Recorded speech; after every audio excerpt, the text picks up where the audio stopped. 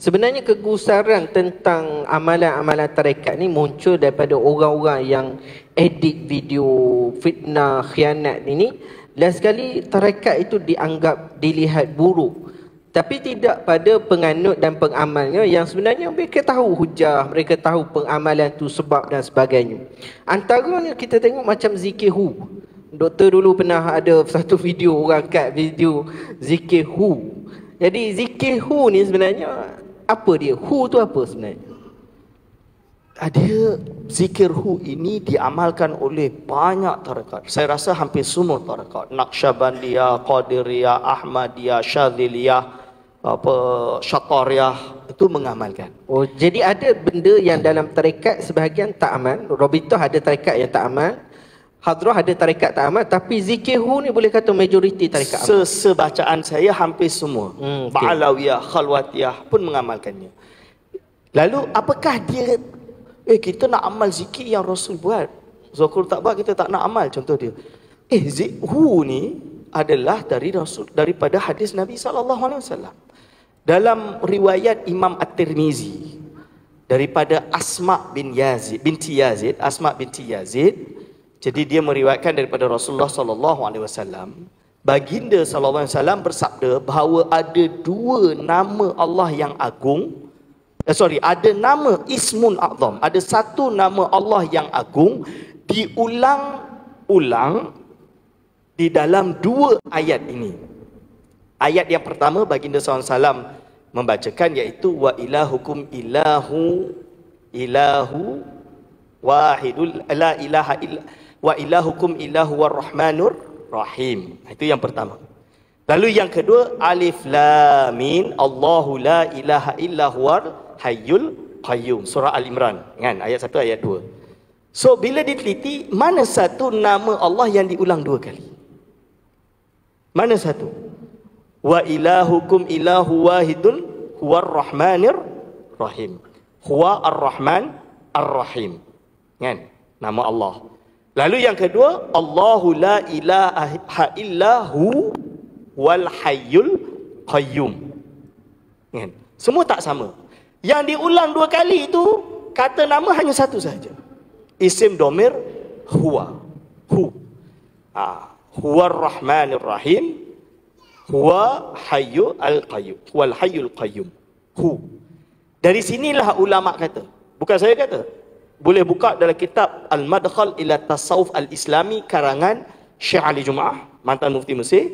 Dia sebut bahawa berdasarkan ini ulama iktibar huwa adalah termasuk nama-nama Allah yang agung. Ini. Dan bukan dia bersendirian. Sandaran dia, asal usul dia daripada hadis tersebut, daripada Imam Al-Ghazali dalam kitab Al-Maqsid Al-Asna, dalam keadaan yang masih talmeh, kita panggil isyarat. Tapi adik dia, Syekh Ahmad bin Muhammad bin Al-Ghazali, dia karang kitab, nama dia Kitabut Tajrid fi Kalimati Tauhid. Itu dia sebut direct. Zikir ada 3 peringkat. La ilaha illallah. Lalu Allah. Lalu hu. Lalu disambung oleh Al-Aidarus. 800-900 lebih. Dia ada karang kitab yang sama.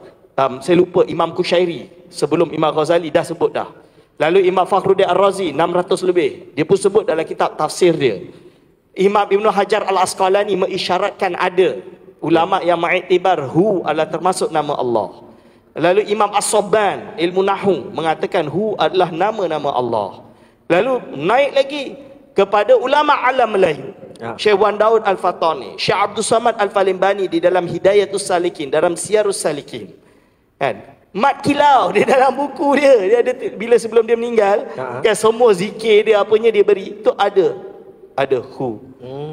Ni contoh dia. Dan belum lagi ulama yang hari ini kontemporer hari ini Jabatan Mufti Negeri Sembilan have no problem dengan dia sebab dia orang ada facts. Fakta-fakta yang tadi termasuk Hakim Tirmizi dan lainnya. Jadi hadirin wal hadirah hafizakumullah. Dalam ilmu tasawuf Ahli Sunnah wal Jamaah ijma'. Boleh ke tidak kita berzikir Allah.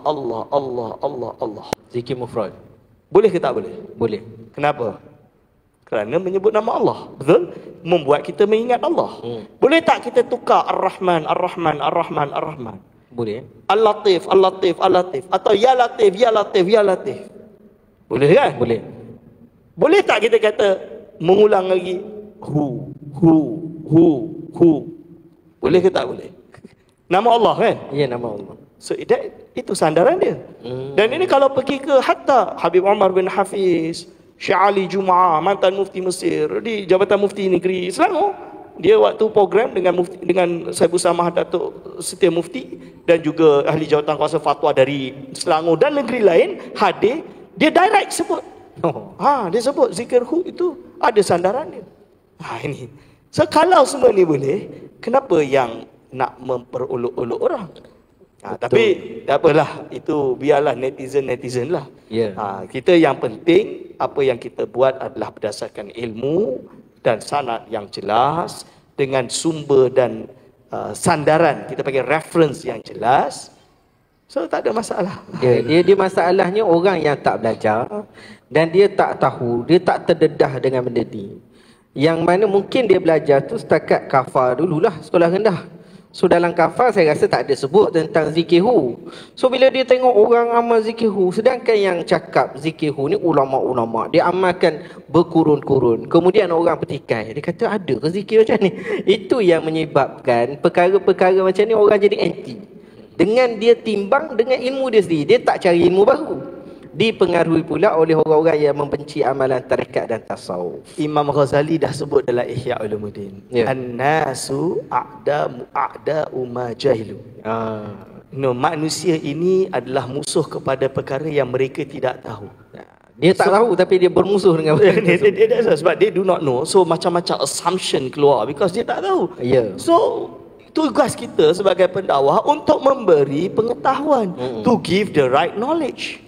Saya terus terang, kalau ada yang salah, saya teringin nak tahu, saya perbetulkan.